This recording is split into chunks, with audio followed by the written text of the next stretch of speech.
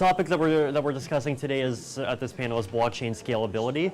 So I guess just to give a general introduction to the problem, it's the problem is not that complicated. Basically, in Bitcoin, every node has to yeah.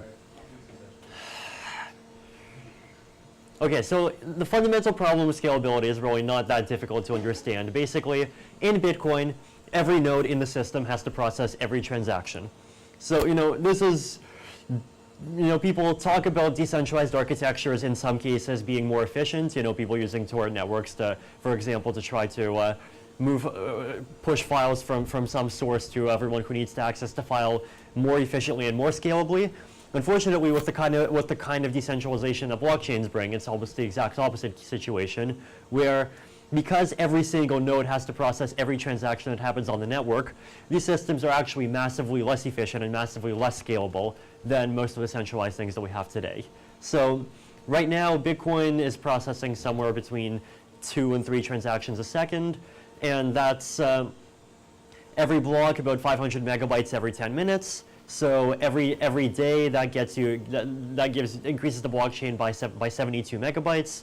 Every year that's going to be 21 gigabytes. And so the blockchain's already, even at the current very low level of usage, getting too large for many classes of users to be able to adequately store. And if it gets much more popular, then it'll basically be centralized to the point where only large businesses are running full nodes. Now, one solution to this is, well, instead of having 1 Bitcoin, let's have 1,000 altcoins. Okay, you have scalability, 1 over 1,000 nodes process every transaction, but then the problem is that each individual blockchain is 1,000 times less secure. Another approach is you could say, oh, well, let's have 1,000 altcoins or 1,000 sidechains and let's merge mine them. But then the problem is, well, okay, in order for the merge mining to be secure, most of the miners have to, or each individual chain has to be mined by most miners, and therefore each individual miner in the system has to process most of the transactions in the system anyway. So the challenge of scalability, as I see it, is basically, can we find a way around what seems like that sort of fundamental set of trade-offs, and can we come up with a blockchain model that offers high security and that also offers high levels of transaction throughput and low levels of transaction costs. So I guess all three of you have actually been working on your own separate paths regarding blockchain scaling. So maybe more than one path. Perfect. So Peter, Todd, maybe you want to start off? Well, I think I'd go first point out that you're actually wrong there about every node having to process every transaction. I mean, if we could all just trust each other, we wouldn't have to process any transactions. So ultimately you got to distinguish, well, what are you trying to prevent? And the every node processes every transaction, that is the most trust-free method of having a blockchain work. Equally, I mean, I wrote this even, I think, 2 years ago now, pointing out that we could very easily just add a little tiny bit of authenticated data structures to Bitcoin and go have the entire blockchain sharded so that, half the nodes process transactions starting with 1, half the process transactions starting with 0. Point is, you can split this up arbitrarily deep and arbitrarily small, and the whole Bitcoin system would still work. The catch, though, is double spending, because, I would kind of liken it to a Where's Waldo game, where the goal is to go determine that there's exactly 1 Waldo in the picture. And if I'm sitting in front of this massive Where's Waldo puzzle, I'm going to have to do the work of going through the whole puzzle looking for the second Waldo. Or in the case of Bitcoin, the second transaction that double spends the first. And the trick is just figuring out, well, do we scale by just saying, all right, we'll go throw computer power at the problem and make the picture bigger? Or do we try to split it up? Or do we try to shunt off some of that to other places? How exactly we do that is an open question, but that is the fundamental problem. Yeah, I think that's a good description of the limitations of simple sharding. Personally, when I think about scaling decentralized systems, I split the problem into different parts. The first problem is storage. How are you going to divide storage amongst the nodes? The second problem is validation. how you're going to validate transitions to the state that are applied by transactions. And the third component is consensus. And these are all actually different tasks that have to be thought about separately. For example, it's very possible that people can reach consensus on complete rubbish.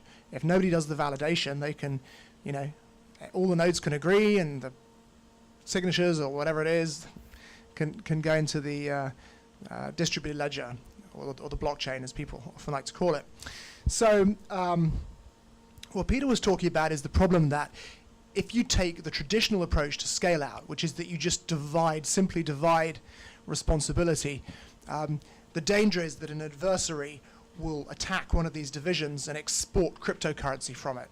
So just reversing into sort of recent history and web scale computing, if you went back to sort of 1999, we had these great big monolithic websites, and they couldn't really scale very far. And whenever your traffic increased, you'd go to your database provider or your server provider and give me the Proliant DL385 with 64 gig of RAM this time, and I'm going to have a faster RAID array. And that's called scale up. You just keep on throwing more and more hardware at the problem, trying to say you can process more transactions faster.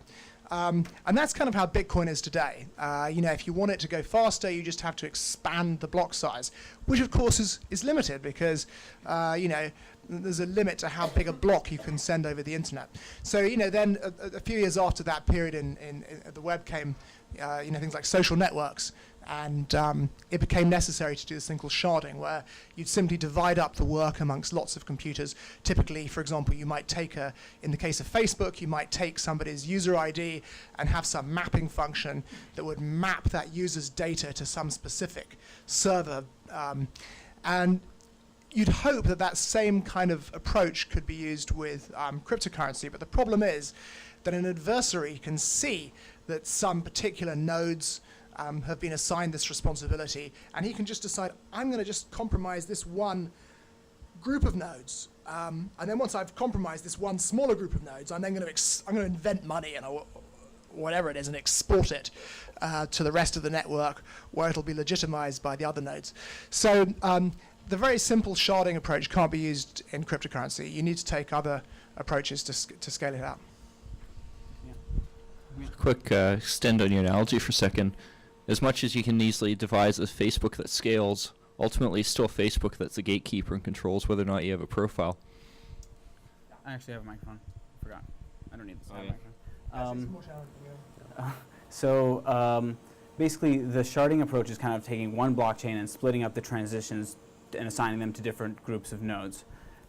In proof of work, it would be like assigning it to different miners. In proof of stake, you would pick bonds and assign them to different transitions. And now there's another class of ways to approach blockchain scaling, which is to have many blockchains, each of which is assigned to their own storage and their own transitions, and then to reinforce each other's security through interoperability. And the benefit of this type of approach is that we can provide a variable number of services at a low security, and we can kind of more easily scale up and down the amount of transitions that we validate at a low security, because we only need a small number of nodes to process them. We can create more new groups of small number of nodes. Whereas for very high security transactions, you're kind of limited to the number of nodes that you have, and you might have almost everyone process it, but there's kind of a cap. So one of the things that motivates my thinking in scalability is to be able to provide services at a given level of security at a given price to a variable number of users, i.e. to be able to react to demand and increase the amount of transitions that can be validated at a price at a given level of security. So what my models end up looking like not one sharded blockchain, but many blockchains where some blockchain might have a protocol for birthing and killing blockchains that are side chains on itself, so we can have a variable number of chains. So that kind of approach, instead of sharding, again, we have many chains, and the benefit is that we don't have so much fragility. Like if one chain gets compromised, the repercussions to other chains is much less than if that substate can issue consensus assets. So aside from merge mining, how can multiple chains share security? So the kind of key insight that I like to leverage is that a malicious fork always appears late. It rewrites history. There's going to be like a fork that is available and everyone sees, and then some new fork is going to appear that has a higher score, and then everyone will want to switch over. But in a multi-chain scenario, what you can do is you can basically pay for other chains to check whether your fork is available to them, and then later clients can look and see if they'll be able to tell which fork was available first, and then we say the fork was available first is the one that's valid. You're laughing? Yeah, I hate making assumptions about whether or not the network actually works. Although I'd also point out, like, one of the issues, like, you know, you're talking about validation. I mean, it's not necessarily clear you actually need miners to do validation at all. You know, as a thought experiment, you can imagine if everyone on Bitcoin had a full node, would it matter if miners allowed invalid transactions in the Bitcoin blockchain? You know, your node would run through the blockchain, validating stuff, say, oh, that transaction's invalid, just ignore it. And if you had everyone running a full node, it would work just fine. You wouldn't need to care about the valid transactions, and quite bizarrely, you could end up having two separate ideas of what Bitcoin is that each think the other's transactions are invalid, which isn't unlike what we have with embedded consensus systems like Mastercoin and Counterparty, and colored coins is another example. So if you try to go extend this notion, it can make scalability a lot easier because different shards don't necessarily care what other shards are doing. And it gets rid of that possible avenue of attacks. I mean, I've got an idea called tree chains, which is to go take your blockchain and split it up into a huge binary tree of blockchains that only go prove that some data was published, you know, in some well-defined way, and prove nothing else. They don't say anything about what happened. And then if you wish to go show what happened, we'll use mathematical proofs, which is a long story. To the extent it's practical, well, it remains to be seen. But, you know, the whole notion of trying to do less validation and trusting people less appeals to me. So the idea would be that you would trust people with stake on deposit, which they lose if they signed an invalid transition. And the benefit is that, like, it's more like client friendly if anyone can just come online, see the bonded stakeholders, try to download evidence, download the current state, and not have to process everything that happened since the last time they were online. So being able to outsource the actual validation, I think, is an important goal for blockchains and for scaling. I'd rather throw math at the problem. So one interesting dichotomy here, I think, is what I've described as being a difference between intra-application scalability and inter-application scalability. So intra-application scalability is, here's one application, how do we make it really, really scale? So one example of that would be, hey, how do we have a currency where you can send a huge amount of transactions in and each one is really cheap? Second problem is inter-application scalability. So here is, okay, let's say we have this one little coin over here, and this little coin is for crowdfunding. Then we have this one little application over here, it's for gambling. This one little application here, it's for maintaining a reputation ledger, and so forth. All these tiny ones don't really interact with each other all that much. And then because they don't interact, scalability there is actually somewhat easier because you don't have this sort of exportability issue. So this one interesting project called Factum appeared a few weeks back, which actually tries to take that sort of route, which is they're basically kind of using a delegated proof of stake like algorithm to sort of merge mine a whole bunch of chains that are just data.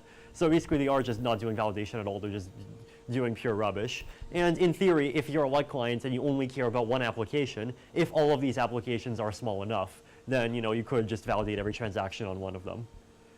So Yeah, so there is a different approach. The kind of approaches we're talking about at the moment are, dividing the work between sets of nodes and then hoping that those sets of nodes remain secure in some way, even if the validation's outsourced to the clients.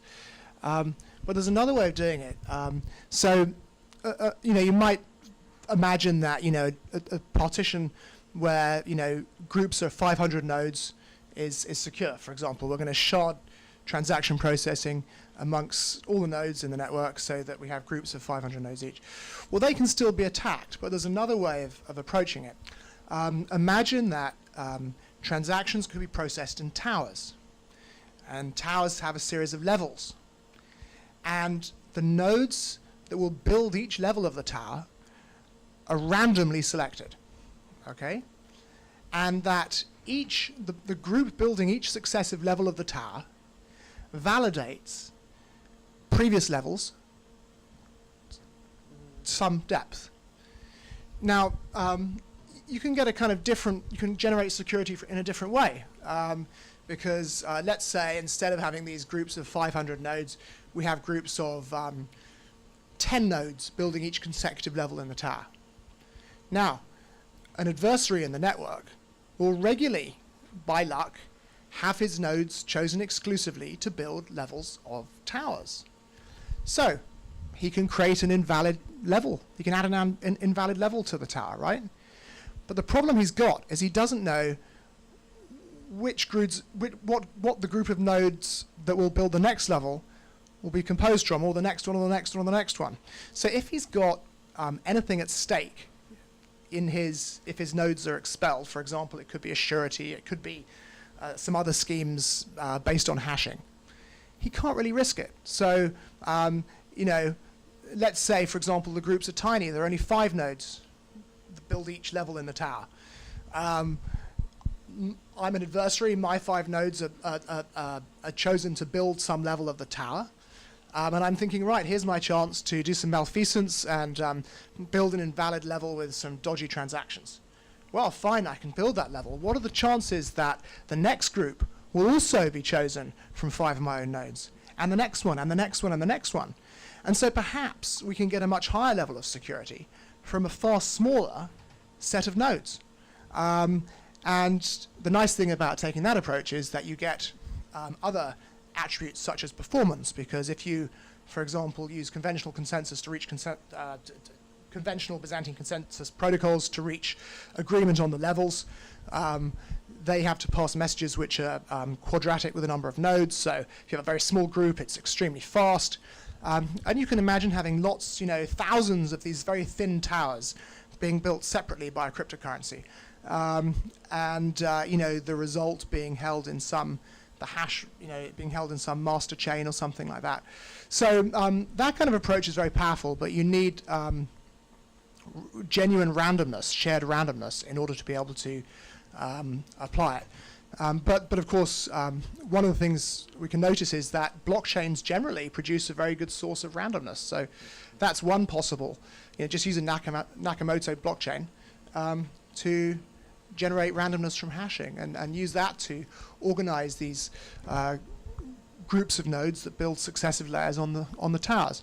So approaches like that can be used that deliver potentially higher levels of security than existing blockchains, but also scale out infinitely. So that's what I say, we can have security, speed, and process any number of transactions a second at some point when the fine details of these kind of approaches are ironed out. But the important thing to remember is it's not just the number of nodes that reach consensus. That's not the only way that we can reach a secure consensus. We can also do it by having a chain of smaller groups of nodes reaching consensus, and the important thing being that they're randomly selected, and none of the groups that are formed know who the following groups will be. I should kind of point out with systems like that, one of the very useful things to have with them is the ability to tell other nodes that something went wrong. It's all well and good having small groups of nodes validate parts of things, but if the small groups of nodes find that someone created 1 million coins out of thin air, it's no use if they're the only people who know about it. And with authenticated data structures, you can, Bitcoin is not in this position yet, but you can devise them in such ways that you can go show inconsistencies. So for instance, if every transaction commits to the fact that it provably removed some coins from one part of the master every coin in existence tree and moved them to another address, you can go show with a very compact, log-n scaling proof that, well, this tree was updated in this way, but when it was updated in this way, it created coins out of thin air. Take just that proof, just that little chunk of data, package it up into a message, and send it around the world. And now everyone can go say, hang on a second, this claimed block, which should be real, is invalid. This proof shows me it's invalid. Therefore, I will go reject that part of the chain and I will go move on somewhere else. Of course, there's a lot of catches with this. I mean, a good example is, well, imagine if no one notices that flaw and they would go and broadcast it a week later. Do you go reorganize a week's worth of transactions? What if it's a month later? Do you just finally decide to go on Reddit and say, you know what, we're just going to have to patch everyone's Bitcoin clients to ignore the fact that someone created money out of thin air? Equally, how do you go guarantee that data is available to anyone to go and actually validate it? So kind of my general approach to that problem is, again, to have like small chains that are only really responsible for themselves and where the collateral damage is minimized because everything's kind of internally managed in that chains. And I also like this protocol of like picking stakeholders at random and putting them to validate transitions. But kind of the issue of picking too many groups to validate the same transition in a row is that you'll actually have to spread that data around to many nodes. So what I tend to do is to have like randomly chosen bonders on certain blockchains for a certain period of time, and then after their time is up, I'll pick a new set of bonded stakeholders so that we have a repeated game of fixed length and a small number of participants who can't leave. No one can join. So basically, I think we can have like this level of like Byzantine fault tolerance that you get from sampling randomly, but also not have to have a huge amount of duplication of data. Basically, by accepting the fact that some chains are going to have lower security, and that's actually fine because we're going to pay less for services on those chains, and we're going to have a nice trade-off between, how many services we can provide at what level of security. So going back to this sort of issue of what happens if something does go wrong. So one of the interesting sort of subtle points that I found in some of my research is that if let's say you have a situation where there is a small consensus group that's supposed to be doing consensus on some particular block. An attacker one option is an attacker creates an invalid block that gives himself a million bitcoins or a million ether or whatever, and then the attacker manages to bribe this tiny consensus group, and then because these are all nice homo-economicus rational actors, they all accept a $100 bribe, and the attacker has a block that's been validated by everyone. So if it's an invalid block, then you can make a proof of invalidity because you can show, hey, look, here's the previous state. Here is a Merkle tree proof of the part of the previous state that I care about. Here is what the block was supposed to do, and look, it did something different. But the problem that's sort of more concerning is, what if an attacker says, here's a block. I'm not even going to publish the data in the block. I'm just going to publish the block header. Depending on what's down there, it could be valid, it could be invalid. And then I'm going to get the group to get the group to, fully valid, to do a consensus on it. And guess what? The entire group agrees, and now there is a block. And because information, theoretically speaking, it could be valid or invalid, there's actually no way to make a proof of invalidity. Instead, what you have to do is you have to do this sort of challenge response protocol trick where some node, in some sense, can raise the alarm, and then the monitor that produced the block actually has to reply with a proof of validity. And you got to ask, well, how do you actually make them do that? Right. So, I mean, the way that you make them produce proofs of validity is you say, if you don't do that within 10 seconds, then nodes are going to start sort of discounting the validity of your block. So So can I go bribe the nodes to wait 15 seconds? Well, so the theory in all of these designs is that you assume at least one of n altruism, and so if there is a tiny consensus group, then if at least one of them is altruistic, it'll publish a challenge, and then so if that node publishes a challenge, then all of a sudden a much larger subset of nodes in the network actually know that, hey, there might be a problem here. So can I go Sybil attack the network to ensure challenges don't get published? Right. So this is, I guess, one of the sort of fundamental trade-offs, which is that you could have a system where nodes try to check if the network is being Sybiled and sort of discount everything by default. And I think this is also one of the reasons why this sort of random selection approach is important and not just the challenge response approach. I mean, I'd say I think it's interesting how strong Bitcoin is against this stuff. Right. Because essentially once I'm synced to a certain point in the Bitcoin blockchain, whatever the difficulty is at that point, I can go make the statement that an attacker who wished to go and attack me by, providing me a fake chain, essentially, because the difficulty can only reduce by a factor of 4 every 2 weeks, I can then go and work out exactly how much hashing power they would have to possess for how much time. I mean, literally, how many hashes they'd have to go perform to be able to go and give me a fake chain that I would accept. And you can compute this exactly. Whereas, any notion of challenges and responses, and for that matter, fraud proofs and so on, I'm making statements about how well connected I think I am to the rest of the network. And that's very easy for those statements to be wrong. I mean, it would be very, very cheap for someone to just throw up a bunch of fake Bitcoin nodes, by just renting VPS servers. I mean, shit, I've done this before with a couple hundred, and you can Sybil attack most of the network, and no one will necessarily know. Yeah, so I mean, I think most of the you have to start with an assumption that you're dealing with civil attacks before you can apply any structuring of the network.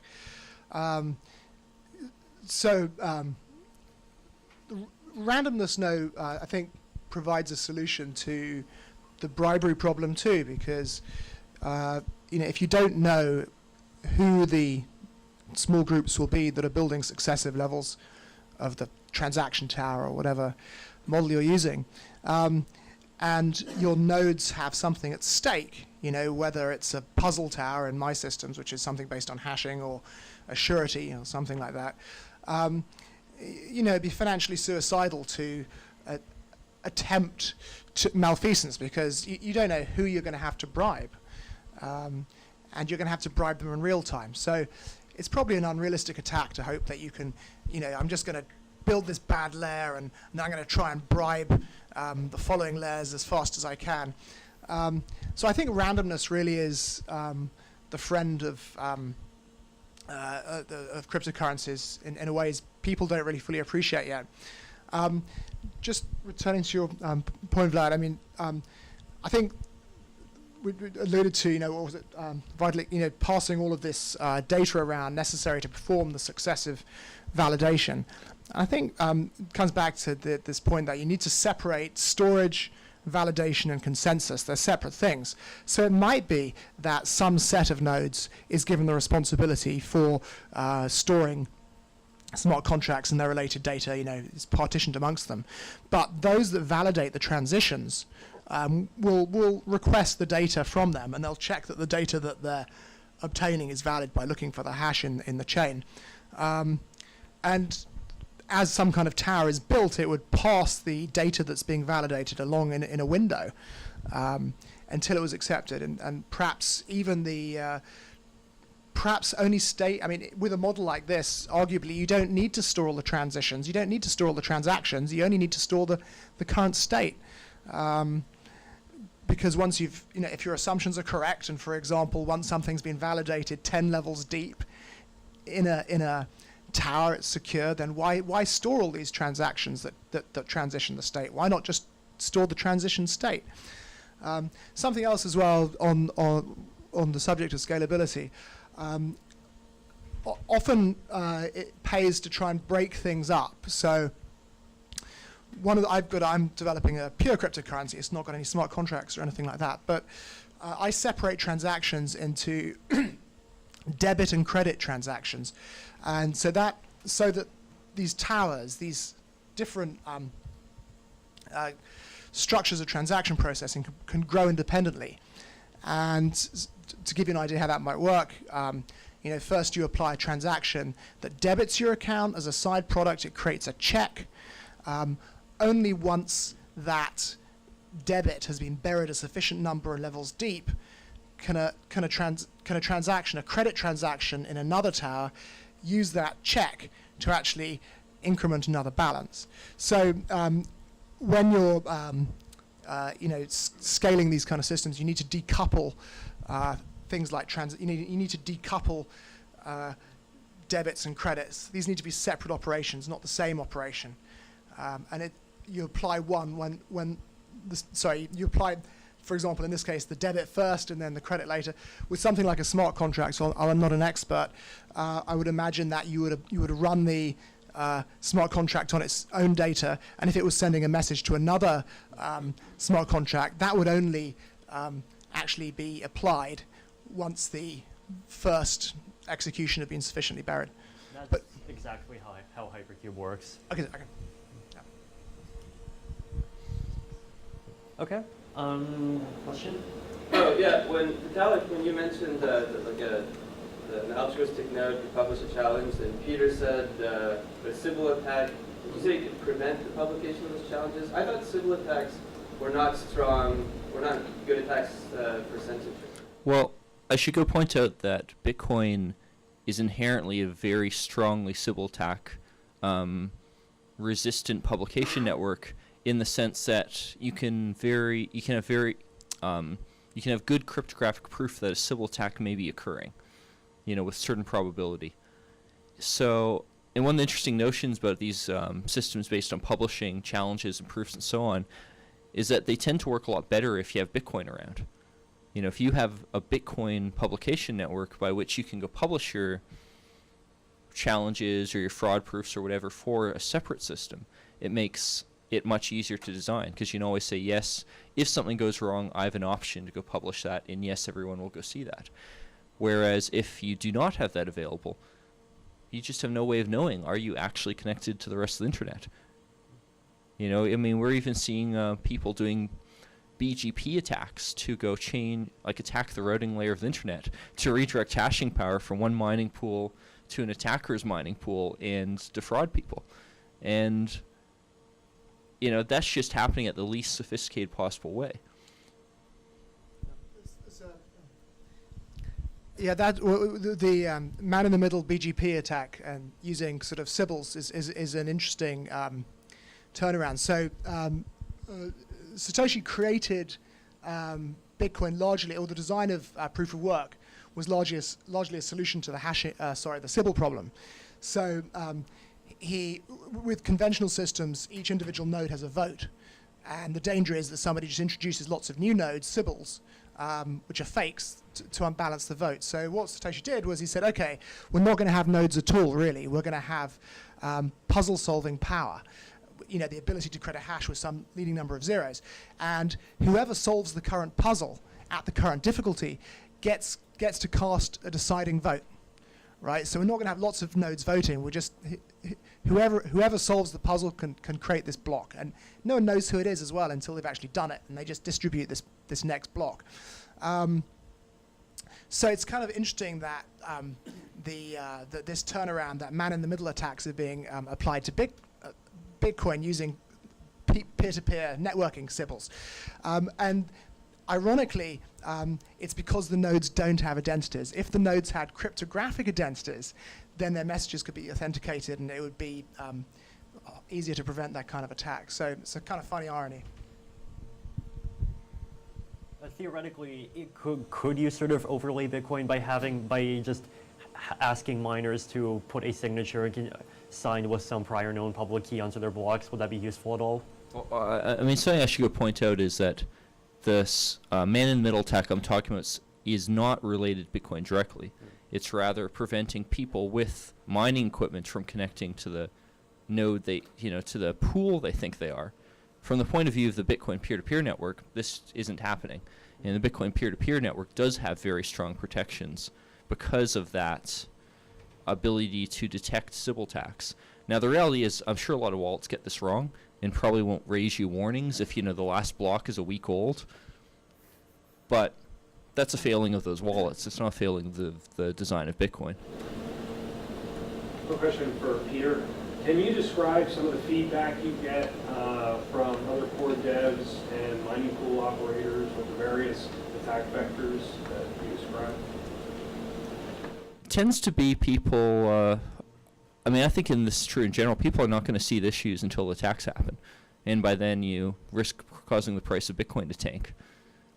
I think the response, especially on places like Reddit, to Gavin's proposal to increase the block size by 20 megabytes and double it every, 1 or 2 years afterwards, is, I think, really indicative of that, because it's his write-ups advocating for this don't even talk about attacks at all.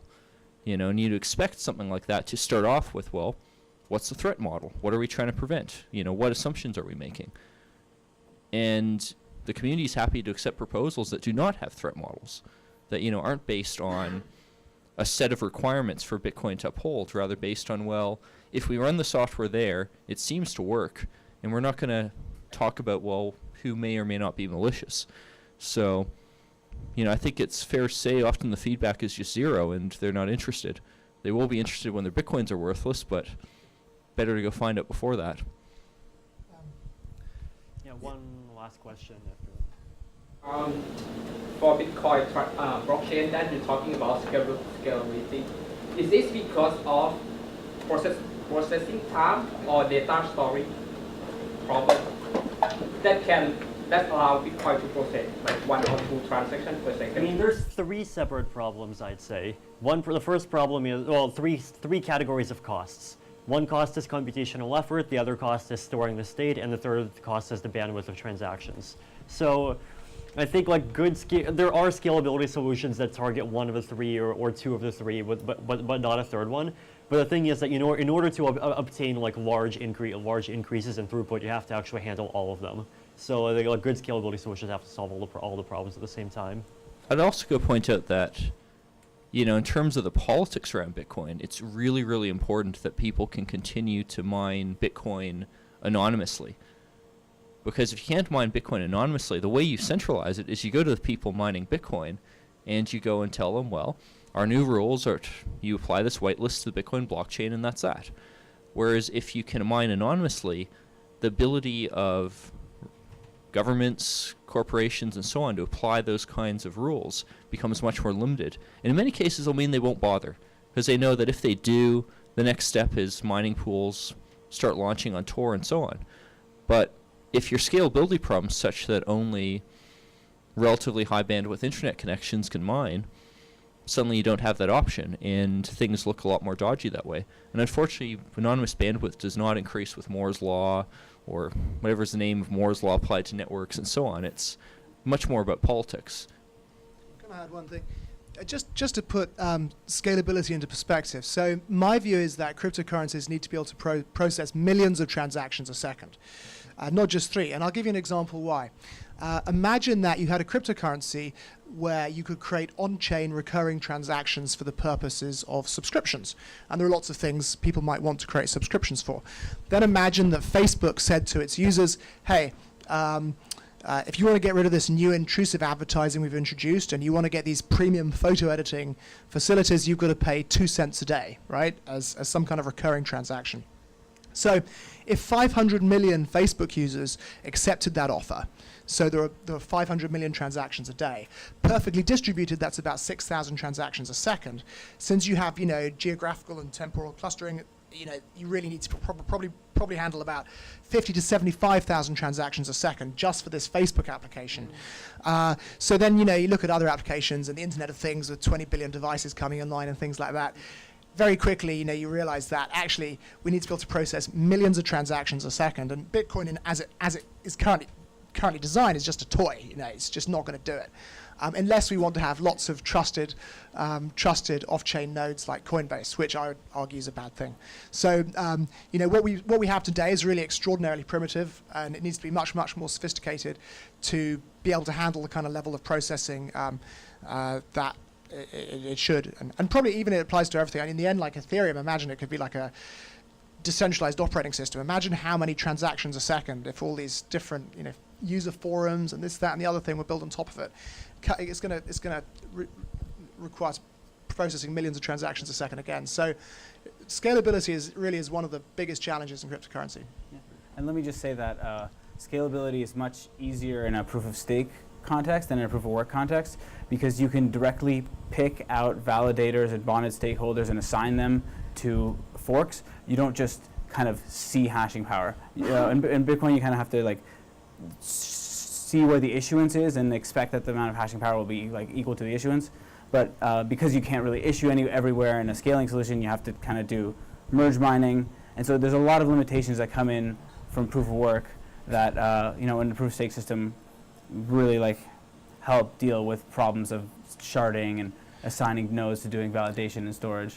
I think that's true. I agree. I used a bonded surety model for that reason originally, but there's a new thing called puzzle towers, which if anyone wants to talk to me about, ask me later. But you can actually bond anonymous hashing power from completely anonymous equipment, I will really refer to it as puzzle-solving power. You can actually associate that with a cryptographic identity, so that if that cryptographic identity does something bad, the owner of that anonymous hashing power is punished. And it seems impossible, but if you want to ask me after, feel free. Puzzle towers. Does this involve non-outsourceable proof of work at all? So- Does this involve non-outsourceable proof of work at all, or? No, it's just Okay. a chain of hashing. Okay. Okay. I think. Yeah, stop the panel there. Thank you.